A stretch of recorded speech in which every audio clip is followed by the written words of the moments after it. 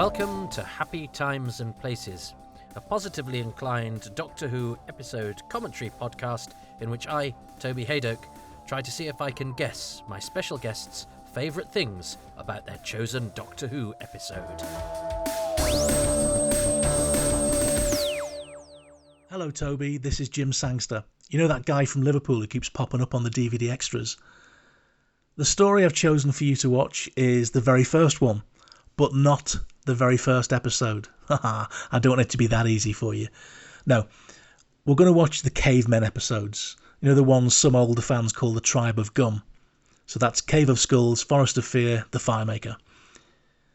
The reason why I'd like you to watch these three rather than the whole thing is everyone rightly praises the first episode. It's a TV masterpiece. But they usually dismiss the next three. And I genuinely love it all. Thanks to the Five Faces repeat series in 1981, that was the first time I saw William Hartnell as the Doctor, and I loved how dark and moody it all was, watching it across a week in November when it was all dark and moody outside. Well, hello everybody. Welcome to, should we call it the Tribe of Gum, or 100,000 BC, or An Unearthly Child, episodes 2, 3 and 4. Call it whatever you like. I will know what you mean either way, so therefore the words that you have used have conveyed your meaning, which is all that is required. And any further discussion is unnecessary. I noticed, by the way, that Jim Sangster, who, by the way, is one of the most creative people imaginative. He showed me creative people ever. He showed me a brilliant war machine that he'd printed off with a 3D printer. I mean, any of those words going together, even 10 years ago, would have sounded to me like magic. But he creates his own Doctor Who figures at home. He's an absolute genius.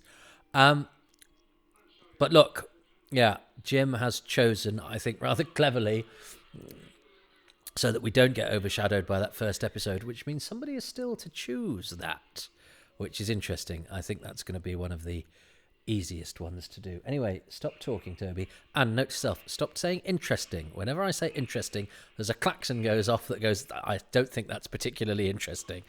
Right, we are going to start by travelling back to the dawn of time with episode, it's actually, we're starting with episode 2. So we go to, so I'm on the DVD, the wonderful Beginnings DVD, a box set. So let's do this. Press play in 3, 2, 1. There we go. Now, is this about almost the least thought of 3 episodes in the whole of Doctor Who? They're never episodes I've given an awful lot of thought to, because they are overshadowed by the first night. I, like Jim Sangster, saw these for the first time as part of the Five Faces of Doctor Who, which was a repeat season between Doctors 4 and 5 in order to bridge the gap. Leslie Bates there has history as Shadow of Cal, whereas actual Cal is Jeremy Young. So those were done at different times, those, even though this is on film as well. And also you wouldn't hire an actor to play. I don't think Jeremy Young was cast when the Shadow shot was done anyway. But you wouldn't get an actor to be a Shadow at the end of episode 1, where you could get an extra who would cost, I think, £5 and 5 shillings and a penny, whereas I think Jeremy Young cost £63. So there we go. That's David Rosen, that young man, who somebody tweeted me, Steve, hi Steve, who I've never met, one of those people you reaches out across the internet, was his neighbour, and said, oh, you should interview this guy. And when I was doing Who's Round and moving around, I liked the idea, but I'd actually got quite a few people from the dawn of Who, including Waris Hussein, the director, and a few of the camera personnel and people like that. And I sort of dropped that thread. And then when I was starting these podcasts, particularly the sister podcasts to this one called Too Much Information, where I've started at the very beginning, I thought it would be great to speak to David, and sadly discovered that he'd passed away about 18 months ago. Many opportunities like that I have not seized, and I feel bad about. But I have to remind myself that I can't do everything and speak to everyone. But seems extra frustrating when someone is so close, and especially I think as when you see somebody as a child and you think, oh well, they're a child, they'll be around forever, which of course time is slightly crueler than that. And indeed, none of the adults of guest cast, apart from Jeremy Young as Cal, is still with us. So we have Derek Newick here, doing a good job as Tsar. It's a hard thing to be asked to do, to rub a bone and shout at some sticks. And I think the cave people actors in this do a really tricky job, and they pull it off very, very well. I've got a slight conflict of interests because Too Much Information, the sister podcast to this, well done, Derek Newick. That's hard, and he really commits to it. Has gone into these episodes in great detail, and part of what I do here, as well as celebrating Doctor Who, I hope is to impart some facts or some observations, and I'm quite. Look at that shot of the TARDIS on the landscape, just something as simple as that, and the fact that it's a the first one, or an early piece. This is all history in the making. But yeah, I'm slightly wary that I've given out a lot of information on this on the other podcasts, which I know are the ones that people really like because they're the most downloaded, but they also are the ones that take the most work. So I hope you're enjoying these as well. The feedback's been very nice, but everybody always says, "Oh, I really like Too Much Information." Well, I bet you do. They take forever. So the TARDIS has landed, and here is this uneasy crew. Hartnell in his hat. And I think originally it was planned that the TARDIS was supposed to break because of this journey. I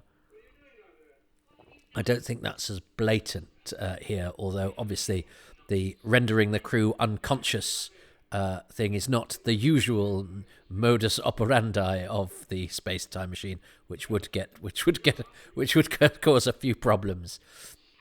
So yeah, here's Barry Newbury's. Barry Newbury has taken over as designer from Peter Brahatsky, who literally only does the first episode. In fact, not literally, because he literally only does the pilot.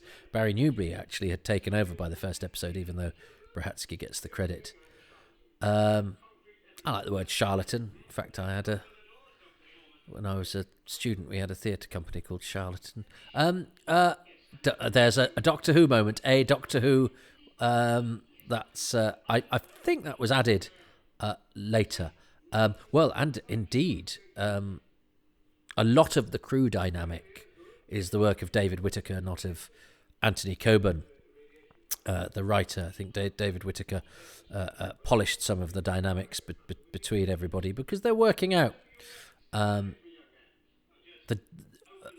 how these characters interact. It had a very comparatively long genesis, really, but isn't this? Look, the two women in the background, the two men framing them in the foreground. I love the way all of this stuff is shot. This does have such,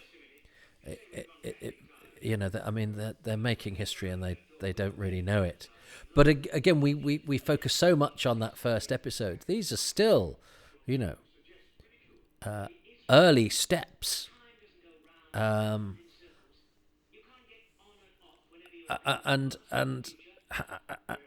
having this crew dynamic is really helpful. Each one plays the role, and Ian's really the hero, isn't he? He's the identification figure. And I remember I've been looking for it, and I need to dig it out. because there's a speech, is it in the making of Doctor Who, about twin suns circling over or something or other, that was always thought to be that speech that Hartnell's just done, but it wasn't. And I remember seeing that and going, oh, that's not the speech. Where did that speech from Hartnell, that famous Hartnell speech, come from? That's, I think, in the making of Doctor Who, and it doesn't come from anywhere. They've made it up for the making of Doctor Who. I can't check my making of Doctor Who because Chris Chapman's got it, because I sent it to him for a documentary, and I haven't had it back yet. I must make a mental note of that. Well, I've now made more than a mental note of it. And I know that set wasn't especially deep, but it's good, and that very white landscape is effective. So yes, I first watched this as part of the 5 Faces of Doctor Who, and I remember being slightly disappointed. It seemed obvious to me, and I think the production team felt so at the time. It seems like going back to cavemen times seems, oh, hang on, this is the first televised footage we have of the regular TARDIS crew. This is the first thing they filmed that was broadcast. They did the pilot before this scene on the landscape, but the pilot wasn't broadcast. They then filmed this, and then they made the first episode that was broadcast. So this is the first stuff that they did, and it benefits from being on film. That's a great shot of the Doctor, establishing for the first time, oh, why hasn't the police box changed? Which is something that now is part of the DNA of the show. The TARDIS's chameleon circuit, cloaking device, call it what you will, is stuck. Is a 1960s police box, and that's the first time it breaks, which, as I say, continues throughout the show. Whereas the Doctor having a fag, it's not a fag, it's a pipe, is something that happens for the first and only time here. There's a great shot of the axe in the foreground, and Jeremy Young is a brilliant casting because he's got that very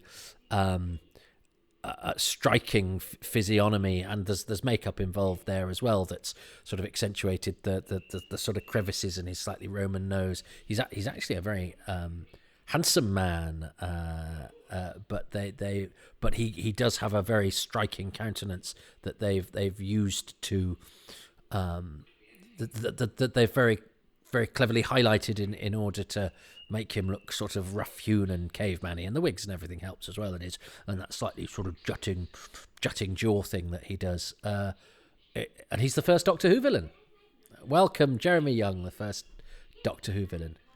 Oh, yes, and so here's Susan now, re-emphasising the fact that the TARDIS is stuck, which Marjorie Norris in The Guardian rather sniffily said, well, I don't know why it's still a police box. I hope that will be explained in later episodes. She's sort of going, well, Marjorie, it's actually explained twice in this episode. So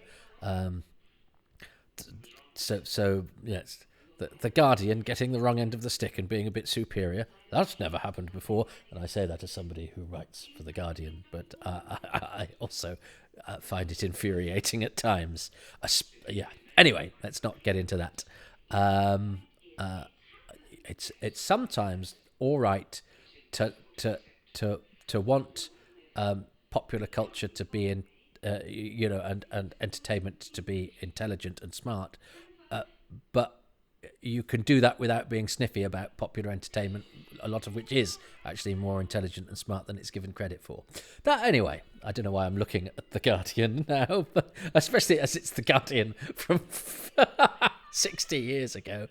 But nonetheless, snootiness does nobody any good. There's nothing wrong with things being liked by a lot of people. That's sort of how democracy works.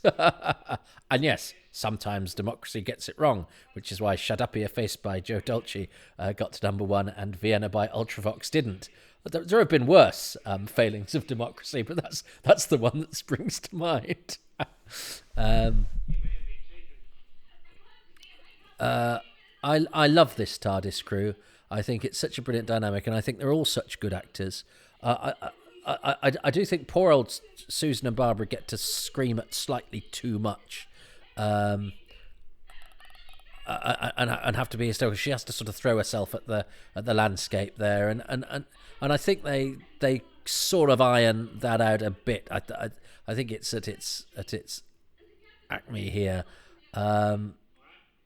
That's not to say they don't do it, and of course we are talking about something from a long time ago, and the sand is cold because winter is coming, which means that fire is very, very important. I have tracked down another of these kids, but I've not heard back yet. And there's Eileen Way as the old mother. And, they're having something to eat there. Derek Newark as Tsar. And Howard Lang, later famous for the Anedin line, as Hogg.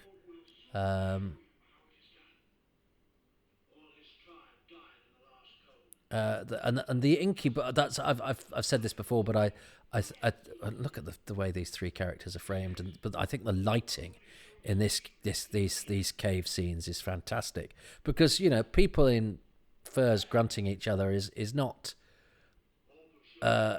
is not the most promising of dramas, but the I think the way that they've made up everybody's teeth, everybody's grown their hair a bit.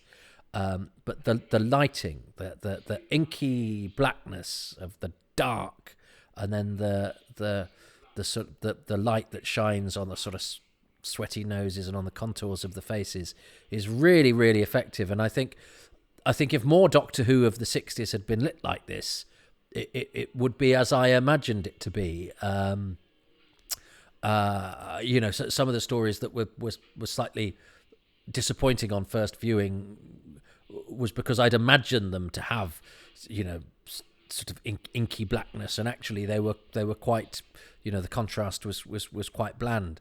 I think the lighting, and I've got an eye on what I'm going to choose as my favourite things.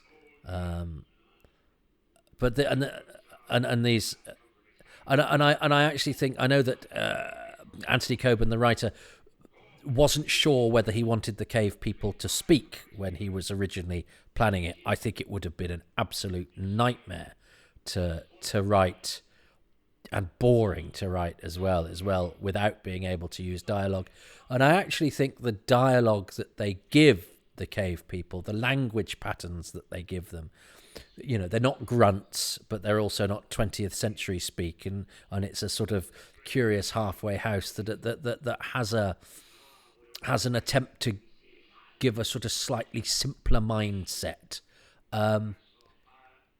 which doesn't necessarily make sense when you analyse it. I know a bit later on, they think that friend is Ian's name because he says, I'm a friend, but they know what other words mean, but they don't know what the word friend means. But I think that also that sets up that they don't know what some concepts are. I think they've, with something that could be really unpromising and really hokey, I actually think they do the cave people extremely well.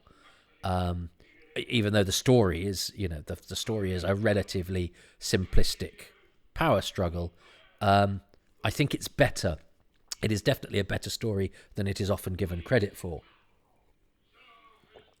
Partially because of this weird sort of alien displacement that we have. Everything is sort of the environment is inhospitable. I think early in Doctor Who's history, it wasn't just the people and the monsters that they encountered that were dangerous. If you think about Marco Polo, where there's sandstorms and there's the desert and they haven't got any water, that the very environment itself, we are pitched from the 20th century into strange times where we don't have our own things at our own disposal, and then Terry Nation's planets, right, or the planets in the different environments in Marinus, the snow and the jungle, the very world itself, nature, climate, all of those things are as inhospitable as people, monsters, politics, and I don't think the show is ever quite like that, as consistently. Again, I'm sure you can now think of examples, maybe, but I do get the feeling that the idea that the TARDIS would pitch us into things where everything was a threat, and the only sanctuary was the ship, and that's very much what this story is. And in fact, one of the cliffhangers is about, we've nearly got home. Oh no, we're gonna have to go back to the cave and all of that. And that's so wonderfully disorienting, I think, and must especially have been for 60s viewers for whom a lot of television was, set in boardrooms and drawing rooms and people's houses, and or anything historical. Everybody was from that place. The clash of ancient and modern, I think, is disorienting and a wonderful, fabulous juxtaposition. I mean, that shot of the TARDIS on the landscape is as perfect an encapsulation as Doctor Who as you like. A 20th century, an ordinary 20th century site, hoiked up and plonked somewhere totally where it is totally incongruous. And that's Doctor Who. That's Doctor Who in a nutshell. And the fact that it's a police box is an idea of absolute genius. I know we don't have them now, but just aesthetically and what it sort of represents is such a. It's a witty idea. It's a cost-saving idea. The very core of Doctor Who is a piece of genius. The idea that the Doctor's spaceship is. And also that it doesn't work properly, which is why Doctor Who has always appealed to me a bit more than things where the heroes are in the best spaceship in the fleet and they're the best damn crew in the universe. No, these are people surviving on their wits. They're a couple of school teachers and a lunatic and a frightened but slightly strange, eccentric youngster in something that can travel through time and space, but not particularly efficiently. I love that. I still feel we can't quite get a grip on these episodes, because not in the way that people could at the time, because we know what is to come. Imagine being there, and I know a few people who were, where this is the beginning of a journey. Oh, to have been on it. I mean, I feel my age now, I'd be a lot older. And Hartnell is great, isn't he? He's such a good piece of casting, and he looks magnificent. And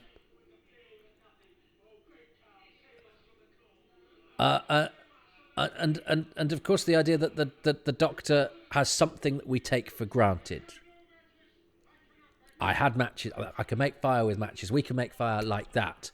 And to these people, it is life and death. It is also power. But of course, then you've got the old mother in the corner. She's the troll. Everyone's going, oh, we love fire. Fire would be brilliant. She's the one that goes, well, I don't like it. There's always somebody like that, isn't there? On any social media. This is a brilliant thing. Yeah, well, it was better in the old days. Or just I don't like it. And that's interesting, because that wasn't always going to be the way that it was the Doctor that saved Ian. But, that kind of says, the Doctor's, that even though Ian is the traditional hero. I love this bit where Cal doesn't quite know how to articulate what it is that Barbara does to him. It's quite sort of adult and sophisticated and slightly dodgy. He clearly sort of covets her, but it's not done creepily or sensationally. It's a bit more disturbing than that. It's quite a sophisticated choice. Jeremy Young is excellent. And they're all. I mean, I think they're all great. And there's a real, Derek Newick looks like he's chewing on a piece of gristle. Jeremy Young keeps gradually trying to comprehend everything, and actually he's quite sad. I actually feel a bit of sympathy for Cal, because he's the outsider and he's just trying to prove himself, and there is something rather forlorn about him. And then you've got this dynamic where you can only have the chick if you make the fire czar. I remember there's a comedian called Tom Stade who's very cool. He's a witty Canadian. He came to my house years ago and said, "Oh, you got all the Doctor Who's. Show me the first episode." So we watched the first episode, and I thought that would be enough for him. And I certainly thought he doesn't want to watch the caveman, rubbish or whatever. And he said, no, show me the next one. So we watched this episode, and I went, "You've probably had enough now, Tony." He went, "No, man, I want to see if Tsar makes the fire." And we watched the whole of the Caveman four-parter, which is not a story I would ever choose to show anybody. And he accepted it totally uncynically. It was. I liked the approval because Tom is a cool guy and a brilliant comedian, and he's at my house having a smoke and watching the first four episodes of Doctor Who, and absolutely taking them on their own terms. Yeah, all right. Yeah, she's there on iTunes giving Fire 1 star. Everyone else is going, "This is brilliant. It keeps us warm. We really like it. It cooks food." She's going, "1 star. Will kill us all in the end." She's the original keyboard warrior. Eileen Way, yes way. Love the way that Waris Hussein shoots, through things and over things. And isn't there something about skulls and bones that are just creepy and off-putting and unsettling? And I find that sort of ties in with what we're doing here. We're watching. We're trying to touch the past, and a lot of these people are dead, and all of this stuff is, dust in the wind.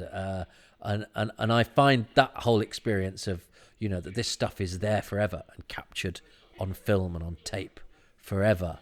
And we've met, some of us have met some of these people, although, William Hartnell was dead when I'd been alive for only a year, so never would have happened.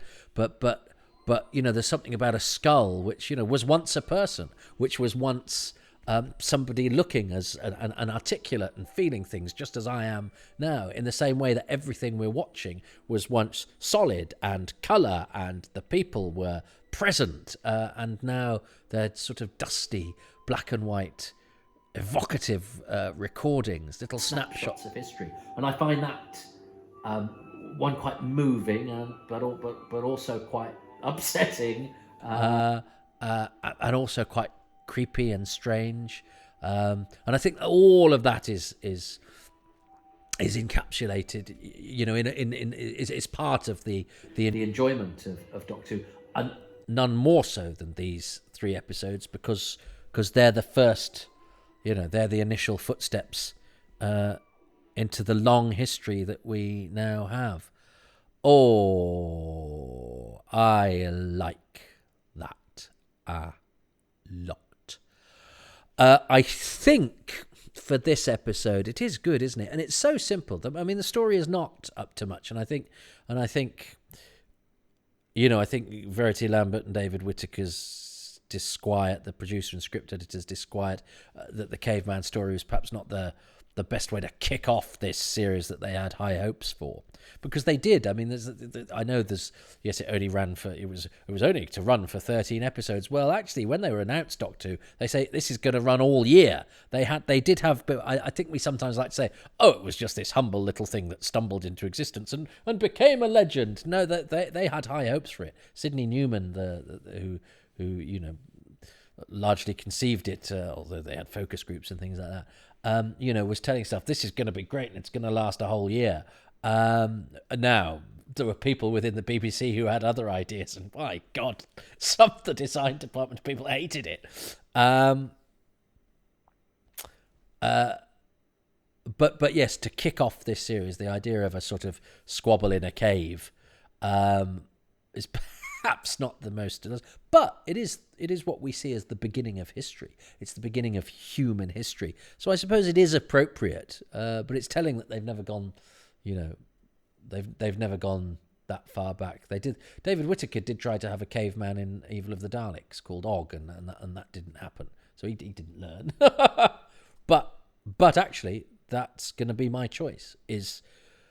I think the cavemen are better than we deserve. I think it's quite a hokey idea. and as I say, I think they're in a story that's not the most fascinating or interesting or sophisticated, and yet the actors, and I think particularly Jeremy Young, Derek Newark, and as we will see later, she hasn't had a lot to do this episode, Alethea Charlton, who I think is quite extraordinary in some of the later bits. I think are absolutely committed, but also make very, very intelligent choices. And it's not fun stuff to act, actually. Ripe dialogue is good to act. Thoughtful, philosophical stuff is good to act. Witty, light stuff. Sort of grunting simplicity is not ever going to win you any awards. That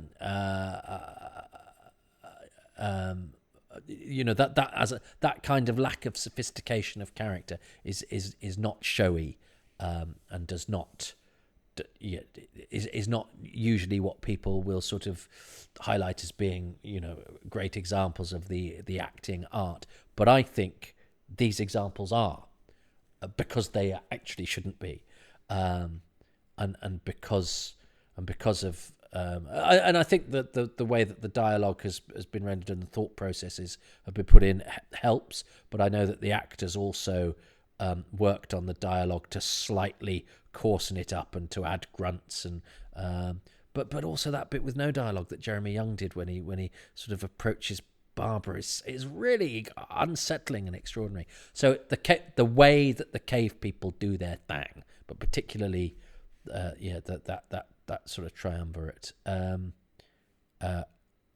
is going to be my thing for episode 2. What's Jim Sangster's? Jim, by the way, is a very, very nice fellow. And I used to watch him on the telly or on DVD extras. Think, oh wow! Imagine,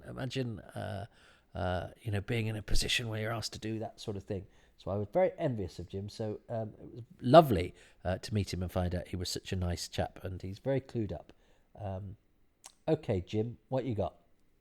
My best thing that I love in the Cave of Skulls is the guest cast. And I know you'll mention this, Toby, because, well, it's you. So there's obviously Jeremy Young, who's the show's first villain, and he's self-serving, deceitful, murderous. He's a monster. He's fantastic. You've got Derek Newark, who's surprisingly sympathetic. We feel sad that he doesn't have the mental capacity to understand the time traveler's needs for freedom, because he has to think of the needs of the whole tribe, and these are his ticket to becoming the Firemaker. But the best of the lot is Eileen Way. She gives a beautifully grotesque performance as Old Mother. You know that bit when Old Mother tells Zar that fire will kill us all in the end? And it reminds me of the fact that the next story takes us to a planet where the forests are ashen and most of the population has died out in a neutron war. They literally died in fire. So whether by accident or design, there's some lovely foreshadowing there. Isn't that true? I think I'm allowed that because I did mention them all, even though I highlighted I think the three. I think I'm going to allow myself, because I said the way the cave people are portrayed. I think we have enough crossover that Jim and I, and this is only going to be 3 episodes. So it'd be nice if come on, give me this. So I think we go into episode 3 with it being 1 point to me. And I do think that is, I love that observation that, the Old Mother, the original troll, fire will kill us all in the end. And as he says in the next story, that's exactly what's happened to the denizens of Skaro. And that's, of course, lest we forget, what is hanging over 1960s, well, not just Britain, but the world. The Bay of Pigs wasn't too far away when, people genuinely thought, I've talked to my mum about this, genuinely thought that the world could be subjected to a nuclear war that would wipe out lots of people. That was a genuine worry. So much so that a lot of people went on anti-nuclear marches. And amongst those on the anti-nuclear marches were members of the theatrical profession, because actors can be a bit demonstrative about their political views. And amongst those on the Aldermaston marches against nuclear war was Eileen Way, who is a committed peace activist and left-winger.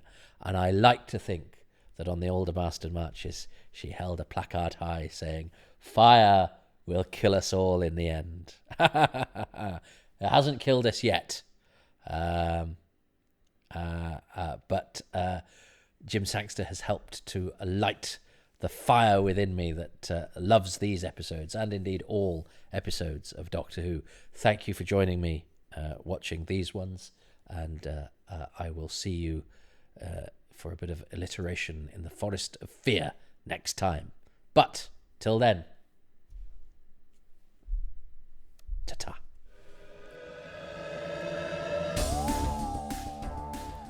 Thank you so much for listening to Happy Times and Places, which is presented by me, Toby Hadoke. My special guest this time around is Jim Sangster.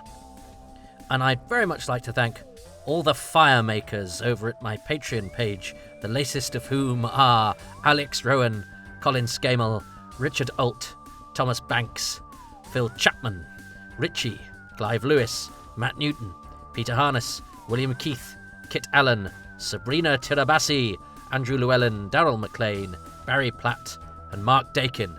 I'm grateful to them all, even though fire will get them all in the end.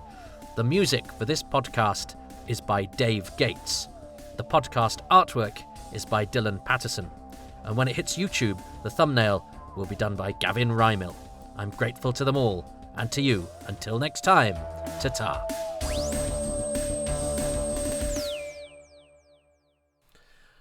You can become a patron by going to patreon.com/Toby Hadoke, where you get exclusive releases, very early access to material, and a few extra odds and sods, and maybe even a badge. But mostly, you'll get my eternal gratitude. But I know that not everybody can afford to put their hands in their pockets at the moment, but you can put your fingers to your keyboards and give me a 5-star review in whichever podcast outlet you receive this from, and leave positive comments and all sorts of things like that. That really helps with my algorithms, and they could always do with a tickle. Please subscribe to my YouTube channel, Toby Hadoke, and if you'd like to do a one-off donation rather than a monthly thing, you can go to ko-fi.com/Toby Hadoke. And do also check out my website, www.tobyhadoke.com, and perhaps come to my comedy night every Tuesday on twitch.tv/Excess Malarkey, which is every Tuesday night at 8 p.m.